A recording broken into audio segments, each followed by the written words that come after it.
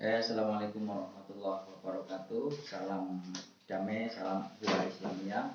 Semoga kita semua senantiasa mendapatkan ridhonya Allahumma amin.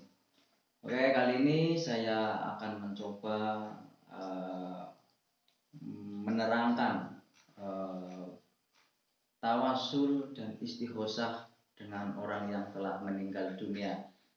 Ini kan kata si Wahabi, masalah tawasul dan istighosah itu bid'ah, dan tawasul kepada orang yang meninggal itu katanya tidak sampai, itu katanya para kacung-kacung atau para Wahabi. Nah, di sini saya akan mencoba menerangkan masalah apa itu lontaran-lontaran kata seperti itu. Saya akan mencoba menerangkan. Tapi sebelum menjelaskan dalil-dalil tentang kebolehan istighosah dan wasilah atau tawasul terhadap orang yang meninggal dunia, ada baiknya terlebih dahulu dianjurkan pertanyaan-pertanyaan di bawah ini. Apakah orang yang meninggal dunia dalam kuburnya dan istighosah terhadapnya? Terus yang kedua, apakah di dalam kubur mereka dapat mendengar istighosah dan wasilah kita? Itu pertanyaan yang kedua. Dan yang pertanyaan yang ketiga, apakah mereka dapat memberikan pertolongan kepada kita? Nah, ini sebelum menjelaskan dalil, lebih baiknya kita memberikan pertanyaan. Ya, jawabannya dari yang di atas tadi atau dari yang baru saja saya omong apa bicarakan. Jawabannya yaitu dalam artian bahwa mereka di dalam kuburnya tetap hidup. Ya, jadi di dalam kubur itu tetap hidup dan dapat mendengar dan juga dapat memberikan pertolongan kepada orang-orang yang tawasul terhadapnya. Nah, terus apa ada dalilnya? Oh, ada, tentu ada. Itu di surat Ali Imran ayat 169 kalau nggak salah itu ya, yang bunyinya wala tahsabanal ladzina qutilu fi sabilillahi amwata bal ahya inda rabbihim yurzaqun. Nah, itu di surat Al-Imran ayat 169,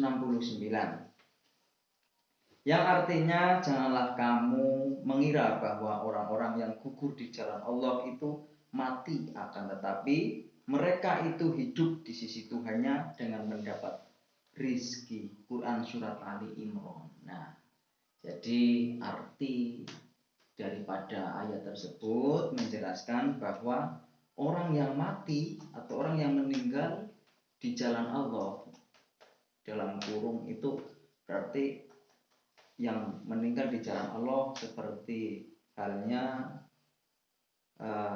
dalam hal peperangan atau meninggal di jalan Allah seperti ketika orang soleh lagi sholat apa itulah, itu juga termasuk orang yang meninggal atau mati di jalan Allah. Terus di surat Al-Baqarah yang bunyinya wala taqulul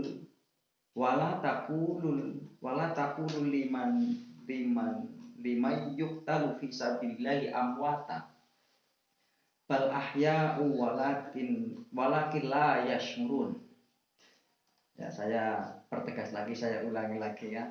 Wala taqulul liman yuqtalu fi sabilillahi amwatu bal ahya'u walakin la tasmurun.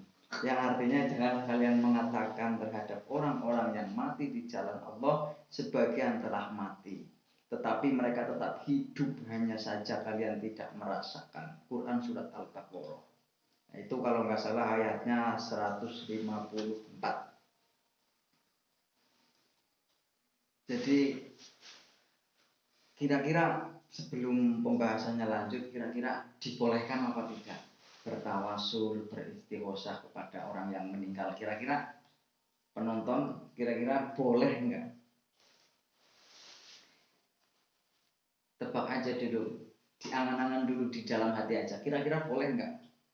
Sudah ada apa itu? Itu bukan hadis ya, itu langsung Allah sendiri yang mengatakan, wala taqulu lima yuqtalu fi sabilillahi amwata bal ahya'u walakin la tash'urun. Nah, itu firman Allah.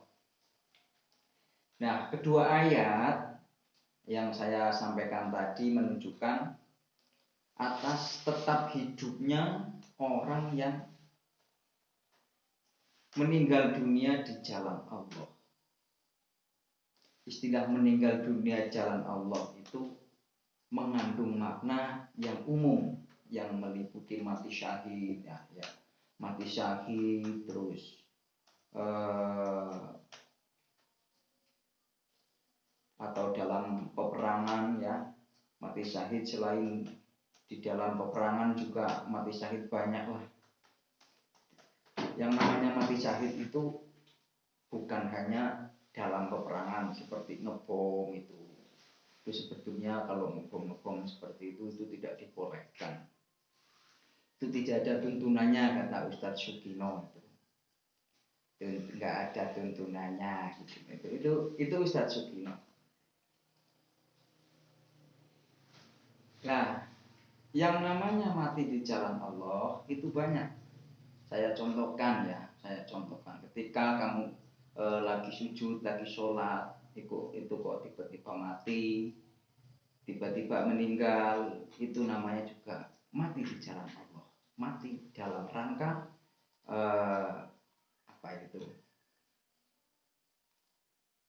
mensejahterakan agamanya Allah itu.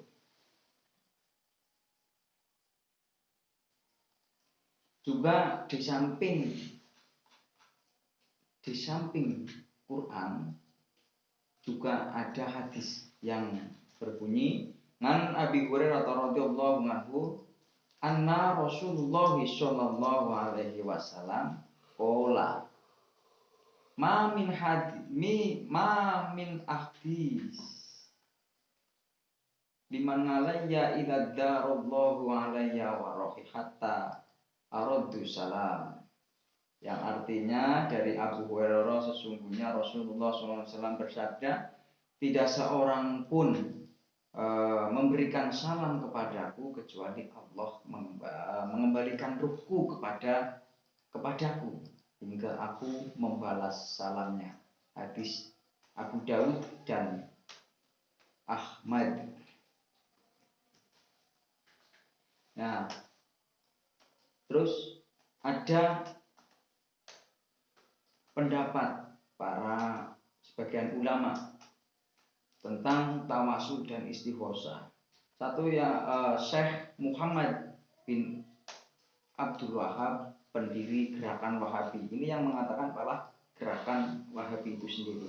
Di dalam kitabnya Al-Muwajjah li Ahli Qasim, Syekh Muhammad bin Abdul Wahab mengatakan bahwa sesungguhnya Sulaiman bin Suhaim telah menyandarkan pendapat-pendapat yang tidak pernah saya katakan. Di antaranya adalah saya mengkafirkan orang-orang yang bertawasul terhadap orang saleh. Dan saya katanya mengkafirkan Syekh Al-Busiri dan telah membakar kitab Dalalul Khairat. Jawaban saya atas tuduhan di atas adalah bahwa itu merupakan kebohongan yang besar.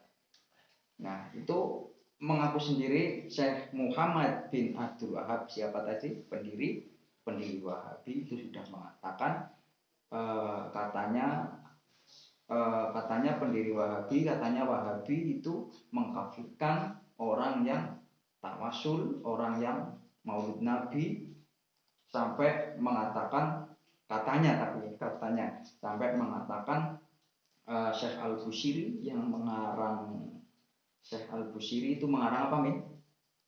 Ya. Mengarang apa itu ya?